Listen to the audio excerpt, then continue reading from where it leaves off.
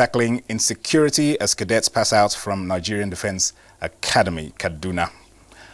As Nigeria marks World Teachers' Day, President Buhari promises more incentives to retain young graduates in public schools. Plus, Nigeria occupies a place in Germany's new global health strategy for improved partnership on health. And now the news in full. President Muhammadu Buhari says the country is making significant progress in containing all forms of criminality. Suleiman Abdullahi Rigachikun reports that the president said this at the 67th passing out parade of cadets of the Nigerian Defense Academy, Kaduna.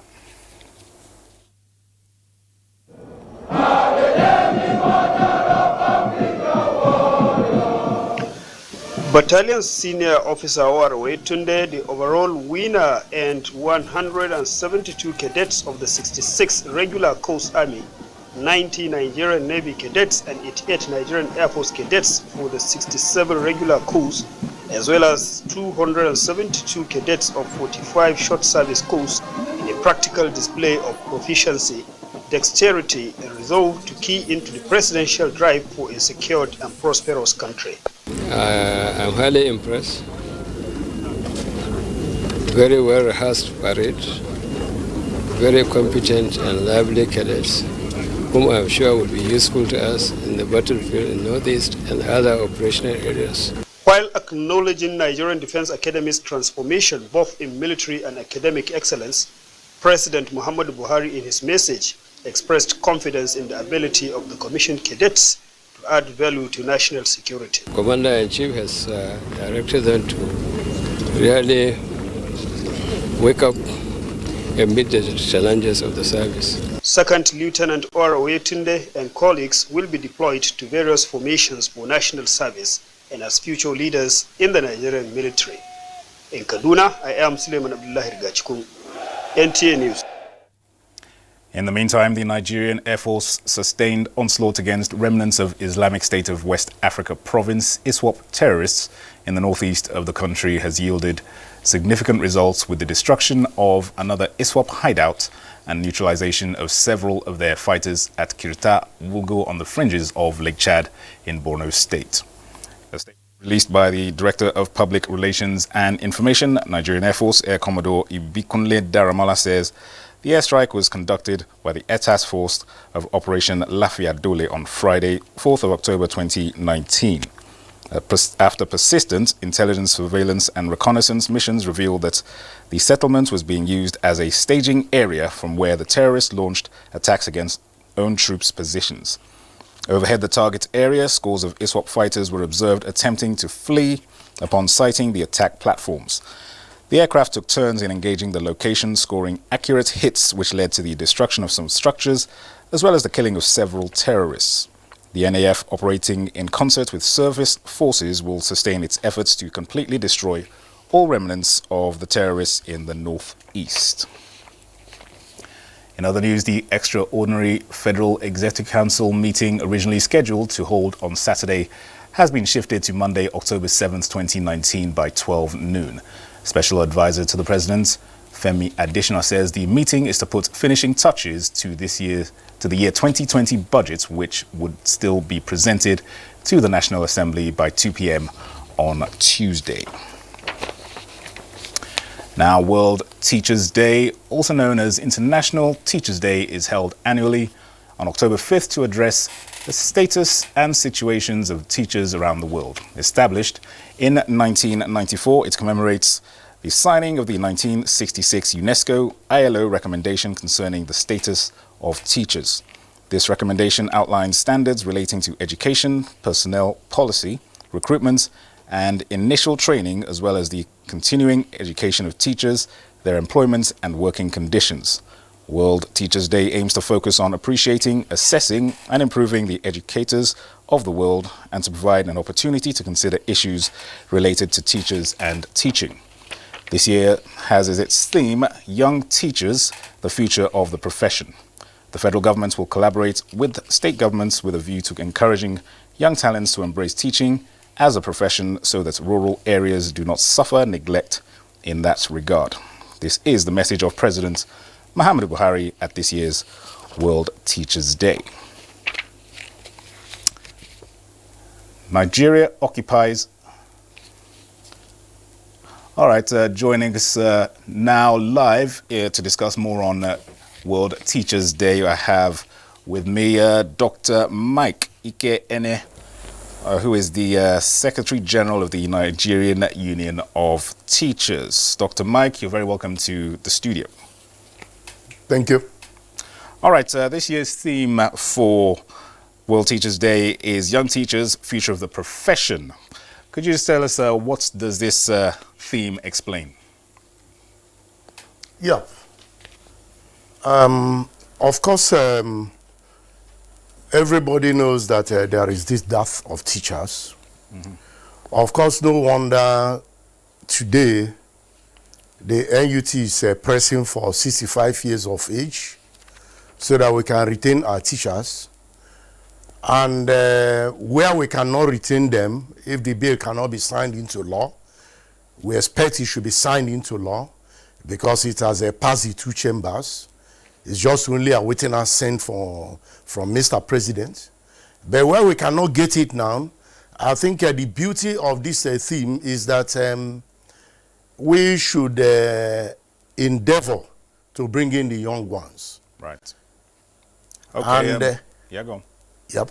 Bringing in the young ones will give a beautiful leg to the older ones who are going, because our teachers are retiring in drones. They are dying in the Northeast. Yep. Almost 1,000 teachers have been killed in the Northeast, Northwest as a result of the menace of Boko Haram. And of course, you discover that the motivation is not there for the younger ones to join. So I think the beauty of this theme is simply apt. It is now or never.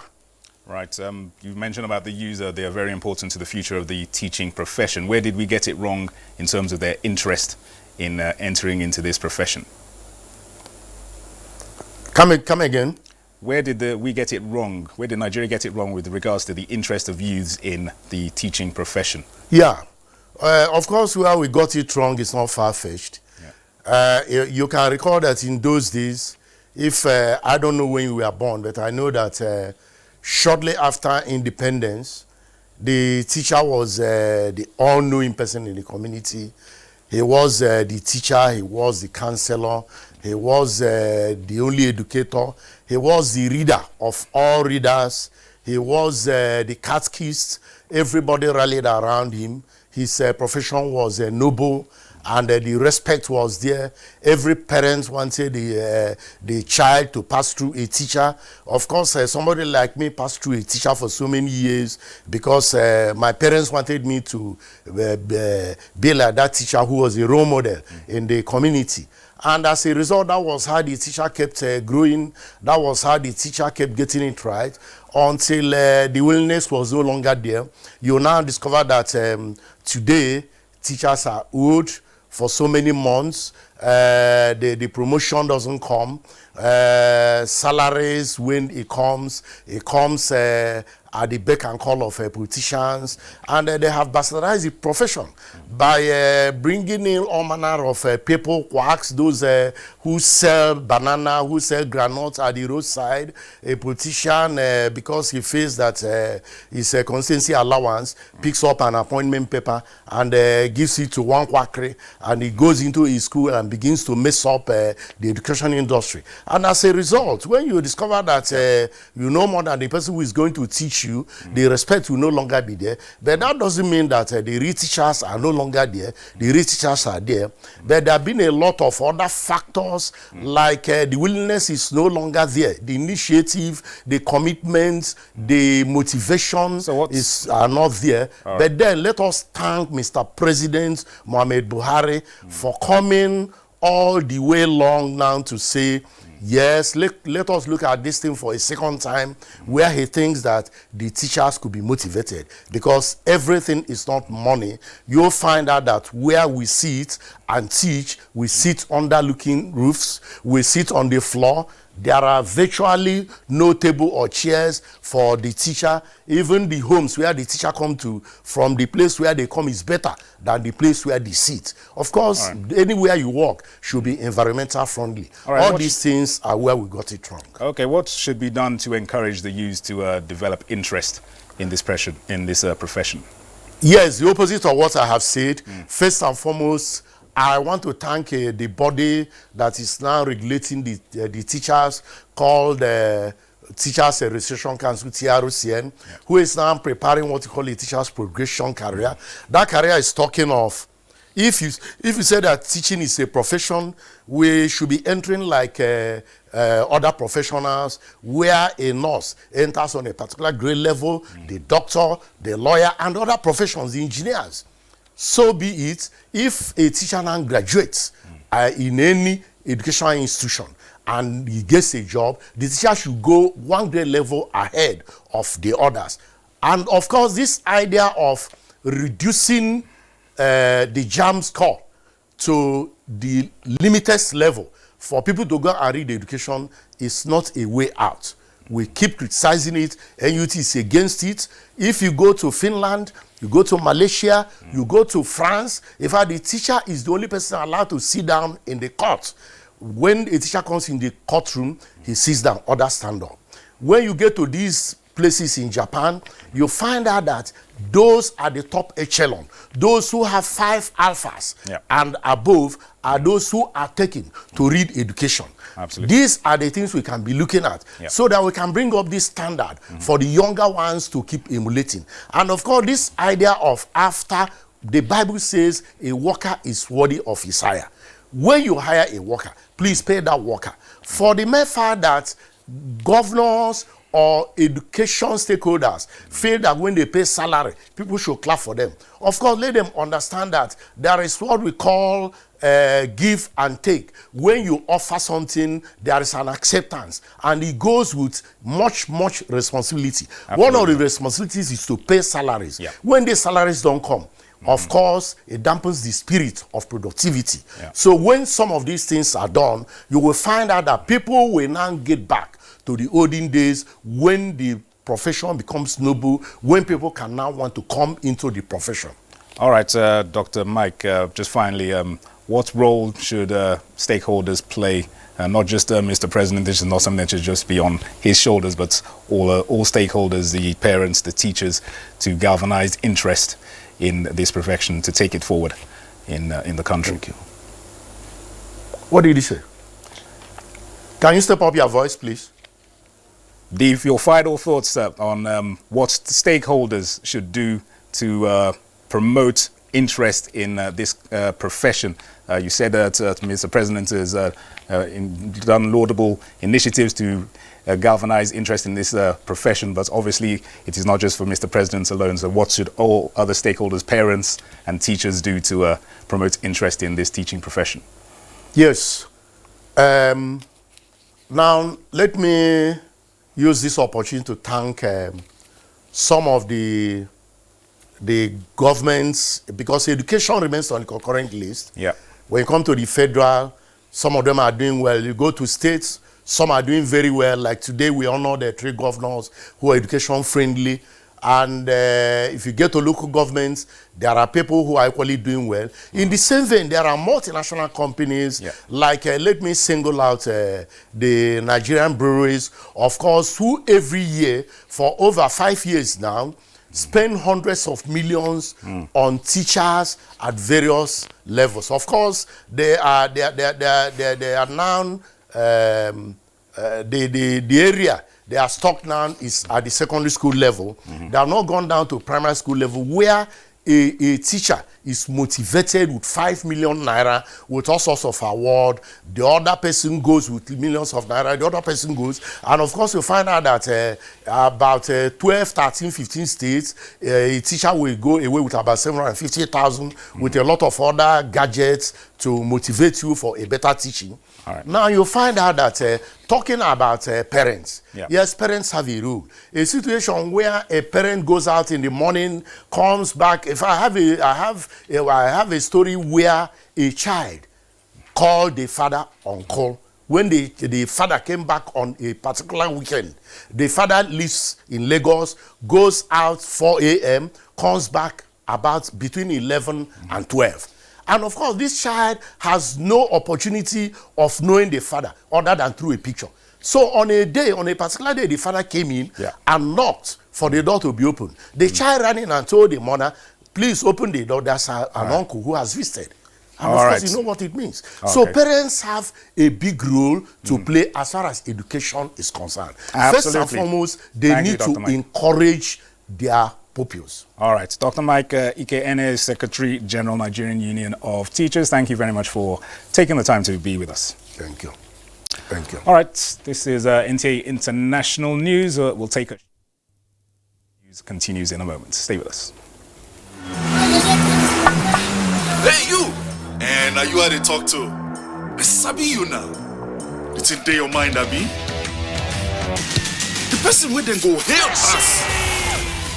Baba Toros and Shangalo. Ogalekuva, Mr. Sabi. And you know if we carry last for this one. A spear into the top corner.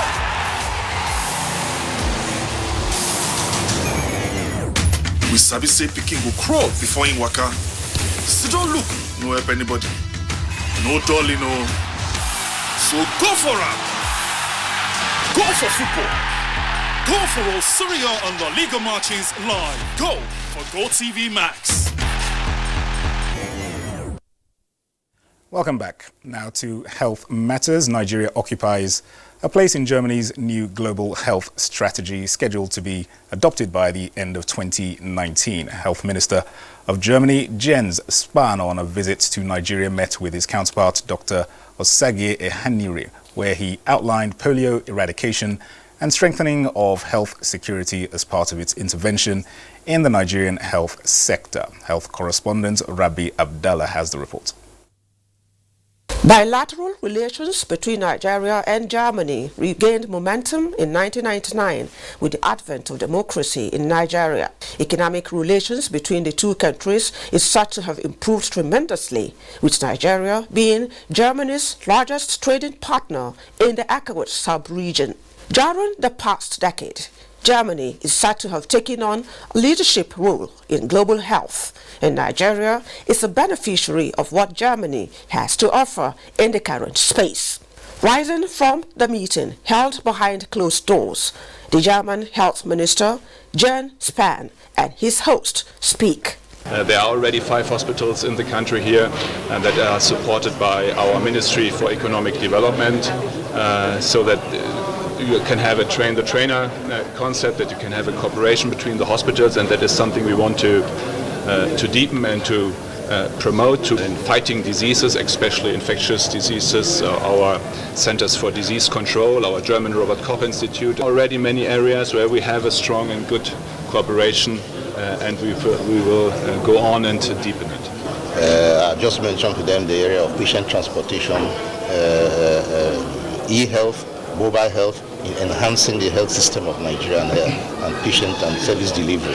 Nigerians, no doubt, look forward to the outcomes that the partnership will bring. In Abuja, Rabi Abdallah, NTA News. Now, do you know that a Nigerian woman has a 1 in 22 lifetime risk of dying during pregnancy, childbirth, or unsafe abortion? This is against 1 in 4,900 lifetime risk in other developing countries. Basi Ita-Ipan reports on a stakeholders meeting on reducing maternal mortality rate in the country with focus on family planning.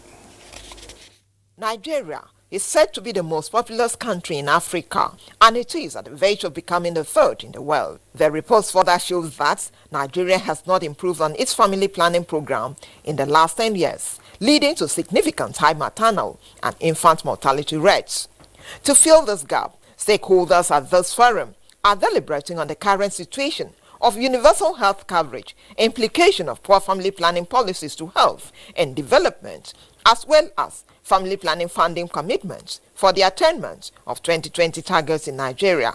No matter what the government does to improve economic prosperity, if we do not reduce the growth rate of our population, it will come to nothing. So if you can get people away from getting pregnant unintentionally, then you will certainly reduce maternal mortality. The high rate of maternal mortality in Nigeria was blamed on religious and cultural impediments. Culture, yes, it plays a role.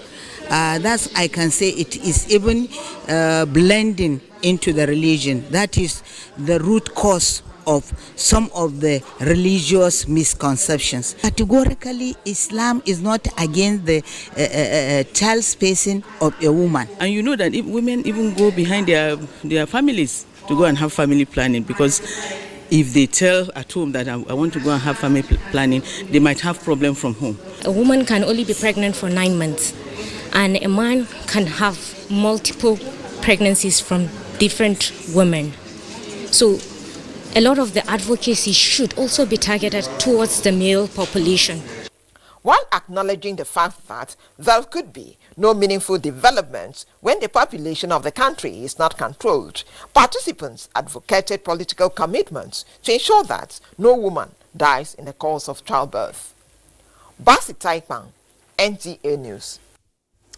In other news, uncompleted buildings are increasingly becoming a common feature of property development in Nigeria. One group, the Nigerian Institute of Quantity Surveyors, is making a bold statement that this negative situation can be reversed. But just how can this be? Onengiye Fineface seeks answers.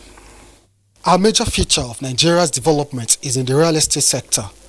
Buildings are being constructed regularly for private and public use.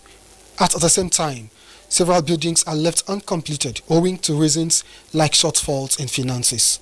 A project is a whole process. You start from the beginning to the end on paper. So if you do that and you make sure that the resources to achieve it are there, then you should be able to have it on time. Quantity surveyors in Nigeria are of the opinion that the failure to fully utilize their expertise contributes to this preponderance of uncompleted buildings. Quantity surveyors, we know all the different forms of undertaking projects, but unfortunately we don't get involved. They don't involve us in many projects, especially big infrastructure projects. As a proof, the Nigerian Institute of Quantity Surveyors constructed its headquarters complex in 17 months, an illustration of how to build the right way.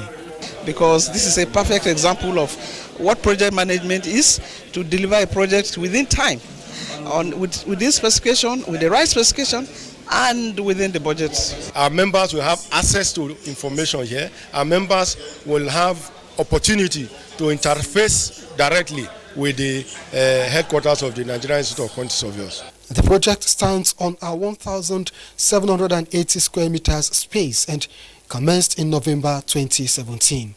In Abuja, Onengiye Fineface, NTA News. Now, President Buhari's visit to South Africa has been described as highly productive and successful. President Buhari was in South Africa for talks with his counterpart Cyril Ramaphosa after violent attacks on foreign nationals, including Nigerians, threatened to rupture the cordial and brotherly relationship between the two countries. Against the backdrop of this mission, Senior Special Assistant to the President on Media and Publicity, Garba Shehu, in a statement, revealed that major highlights include an agreement that the two countries will lead the Binational Commission (BNC) at the level of heads of state, which was the first ever by Nigeria for the first time.